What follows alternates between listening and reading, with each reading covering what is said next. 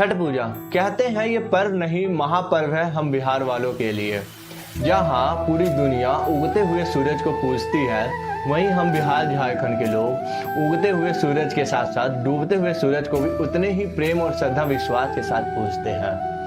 वैसे तो बिहार में बहुत धूमधाम से मनाया जाता है ये छठ पूजा, पर जब बात आती है शहर की तो शहर में ना तो नदी है और ना ही घाट है। हर कोई अपने घर में रहकर मनाता है छठ पूजा। तो आइए जानते हैं हम भी किस तरह हमने मनाया छठ पूजा अपने घर में रह के, किस तरह हमने सेलिब्रेट किया, किस तरह हमने मनाया इस महापर्व को अपने परिवार के साथ मिलके, किस तरह हमने घाट बनाया, किस तरह हमने सजाया, किस तरह एंजॉय किया इस महापर्व को। आइए स्टार्ट करते हैं वीडियो को। जय छठी मैया।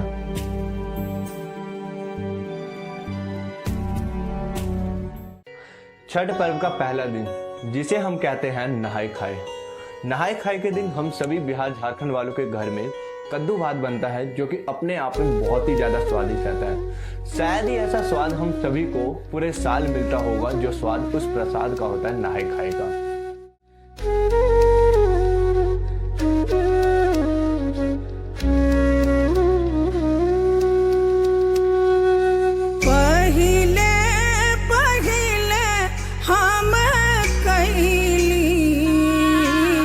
छठी मैया बरत तोहार, छठी मैया बरत तोहार, करिहा क्षमा छठी मैया, भूल चुक गलती हमार, भूल चुक गलती हमार। नहाय खाए के बाद आता है दूसरा दिन जिसे हम कहते हैं खरना, जिस दिन हमारी माताएं दिन भर पूरा निर्जल व्रत करके रहती हैं और रात में पूजा करती हैं, जिसमें कि वो रोटी और खीर बनाती हैं और पूजा करके वे प्रसाद खाती है और हम सभी भी खाते हैं।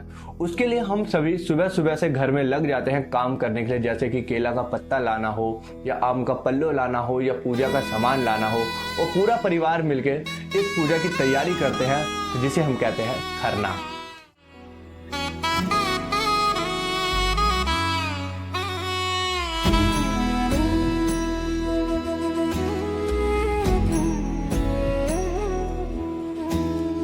बन परदेसी आज गईला शहर तू, बिसरा के लोग आपन गाँव के घर तू, उहे घरवा उहे गलियां पुकारे।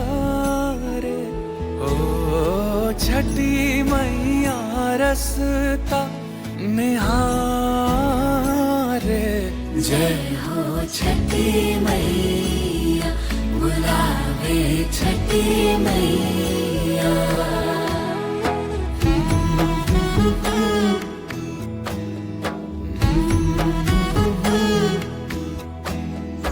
अंगना में जीजी संग मौसी, छठी माई के गीत गाए, छठी माई के गीत गाए।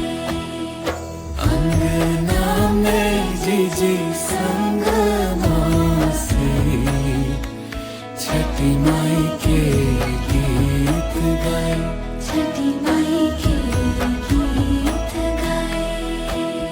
सज धज के नहीं की दुल्हन, पर्व के ठेकुआ बनाए, पर्व के ठेकुआ बनाए।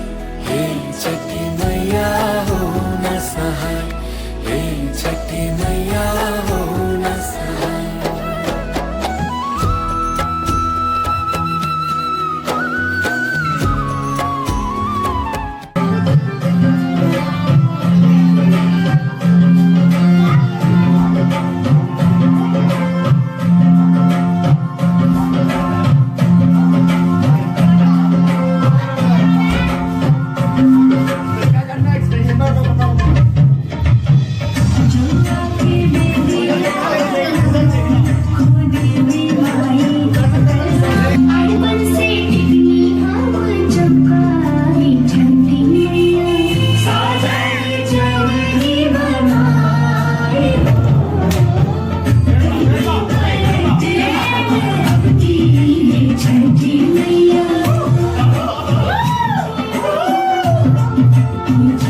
खरना का प्रसाद खाने के बाद हम सभी लोगों के शरीर में एक अलग ही ऊर्जा सी पैदा हो जाती है, क्योंकि वो खाना जो होता है वो खाना नहीं प्रसाद होता है। इतना स्वादिष्ट बनता है जो कि खाने के बाद जहाँ हर किसी को नींद आना चाहिए वहाँ हर किसी के अंदर एक ऊर्जा पैदा होती है, जिससे हम सभी लोग मिलके चलते हैं घाट बनाने के लिए, क्योंकि अगला दिन जो होता है वो संध्या अर्घ का दिन होता है और उस दिन के लिए हमें चाहिए होता है घाट। खरना का प्रसाद खाने के बाद हम सभी परिवार के लोग मिल जाते हैं और चलते हैं बनाने के लिए घाट।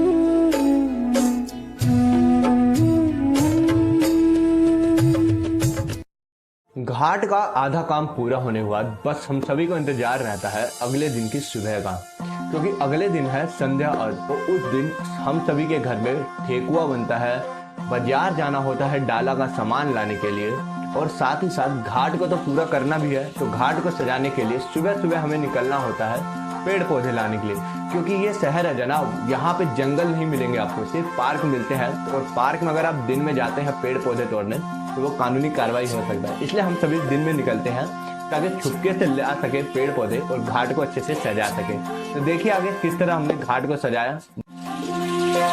करबे बरत हम अब की है छठी मैया, करबे बरत हम अब की है छठी मैया, तारन करे हमार हो, चौरा सजा की हम आइबे हो दीदी मैया, दौरा सजा की हम आइबे हो दीदी मैया, सबका पर होखी सहाय हो, करबे बरत हम अब की है छठी मैया, हे छठी मैया, हे छठी मैया, हे छठी मैया, हे छठी मैया। गेहुआ बघार हम ठेकुआ बनवनी, गेहुआ बघार हम ठेकुआ बनवनी, सात फल नारियल से सुपुआ पुरवनी, अम्मा जी से पूछ पूछ सुपुआ पुरवनी, तुम्हारा से मोल करी कुसिया मंगवनी, पिया जी हमार साथ उखिया ले आईनी।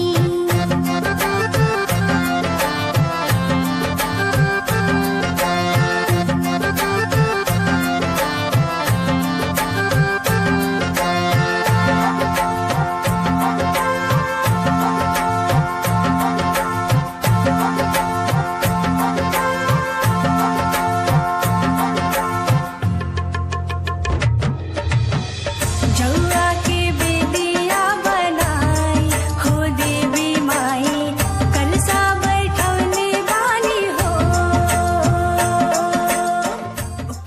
घाट तैयार है, ठेकुआ भी तैयार है और बाजार से हमने डाला का सामान भी हम ले आए हैं। तो बस अब इंतजार किस बात का है।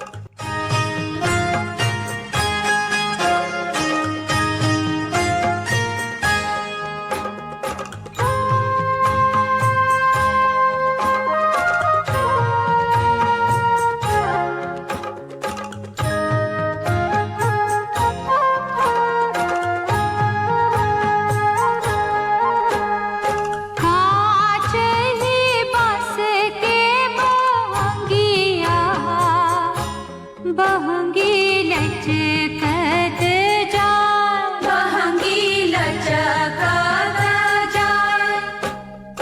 होई ना बलम जी को हरिया, बहंगी घाटे पहुँचाय, बहंगी घाटे पहुँचाय।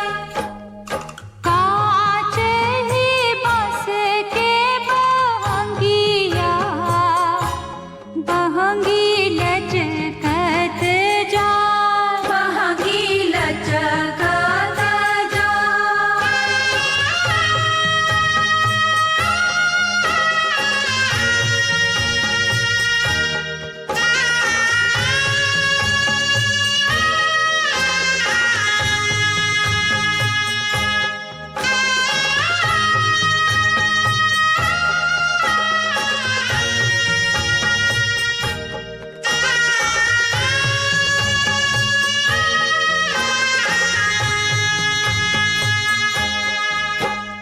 बाट जे पूछे ना बटुहिया, बहंगी के करा के जाय, बहंगी के करा के जाय।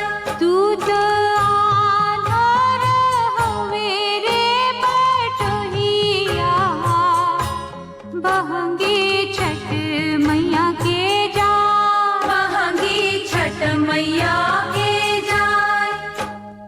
उहवे जे बाड़ी छठी मैया, बहंगी उनका के जाय, बहंगी उनका के जाय।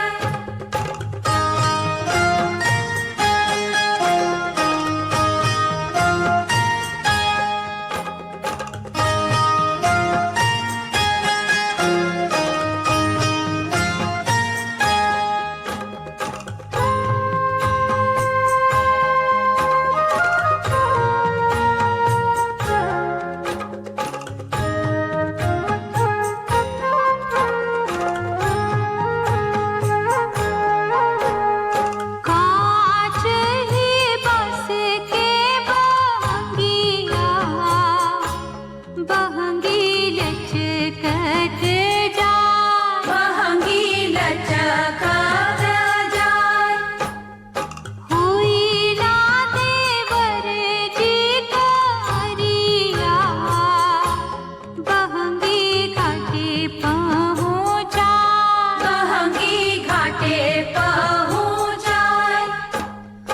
उहवे जे बाड़ी छठी मैया, बहंगी उनके के जाय, बहंगी उनका के जाय।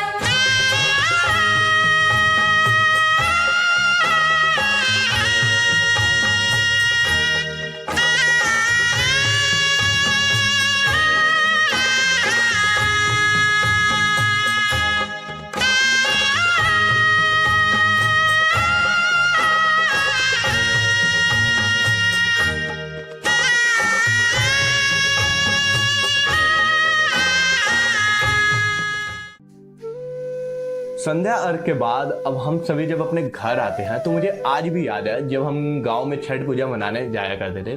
तो गांव में ऐसे होता था कि जब भी हम अपने घर पे वापस आते थे घाट से, तो हमारे जो बड़े बुजुर्ग हुआ करते थे जैसे दादा दादी या नाना नानी वगैरह, वो हमें एज ए पॉकेट मनी के रूप में 10 रुपये 20 रुपये या 50 रुपये ऐसे दिया करते थे। और सभी घर पे आने के बाद हम सभी मार्केट जाते थे शाम के टाइम में, और बाहर जाके जैसे खाना हो, कुछ भी फास्ट फूड हो या गोलगप्पे हो या पकोड़े वगैरह हो, वो सब खाया करते थे। हम सभी ने अपने ही घर में बनाया था पकोड़े वगैरह एज ए स्नैक्स के रूप में, और इन्जॉय किया शाम को रात को अच्छे से।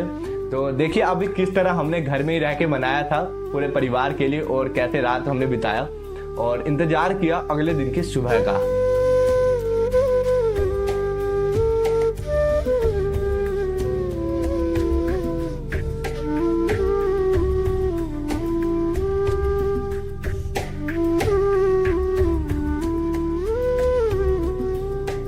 छठ पूजा का चौथा दिन, जिसे हम कहते हैं सूर्योदय अर्घ, और अगर बिहार की भाषा में बात करें तो कहा जाता है भोर की अर्घ। इस दिन हमारी माताएं सूर्य देव को अर्घ देते हुए प्रणाम करती है और छठ पूजा को संपन्न करती है। हम सभी अपने घरों में जहां ठंड के कहर में सुबह उठने को नहीं चाहते, वहीं इस दिन हम सभी अपने अपने घरों में 3:30-4 बजे सुबह में उठ के ठंडे पानियों से नहाकर रेडी होकर जल्द से जल्द घाट पे पहुंचने का एक अपना अलग ही एक्साइटमेंट होता है, एक अलग ही जल्दबाजी होती है, क्योंकि छठ पूजा का आखिरी दिन है। तो हम सभी निकल जाते हैं छठ घाट के लिए।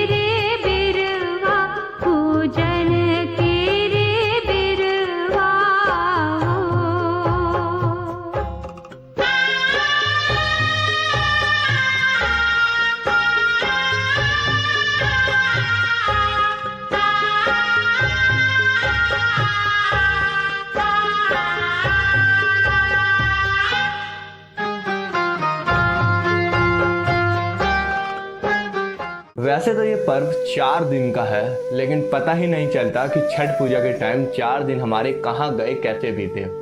ऐसा लगता है कि क्यों ना इस त्यौहार को थोड़ा और दिन तक होना चाहिए, क्योंकि घर में हम सभी परिवार के लोग एक साथ मिलकर जो सेलिब्रेट करते हैं, इस पर्व को मनाते हैं। ऐसा लगता है न जाने 4 दिन की जगह अगर ये 6 दिन का होता तो कितना अच्छा होता, क्योंकि इस पर्व में हमारा पूरा परिवार एक साथ रहता है और धूमधाम से तैयारी करते हैं इस महापर्व की ओर, मनाते हैं छठ पूजा। तो इस तरह हमने मनाया छठ पूजा अपने शहर में, अपने घर में रह के, अपने परिवार के साथ मिलके। अगर आपको वीडियो अच्छी लगी हो तो वीडियो को लाइक करें, कमेंट करें कैसी लगी और हमारे चैनल को सब्सक्राइब करें। जय छठी मैया।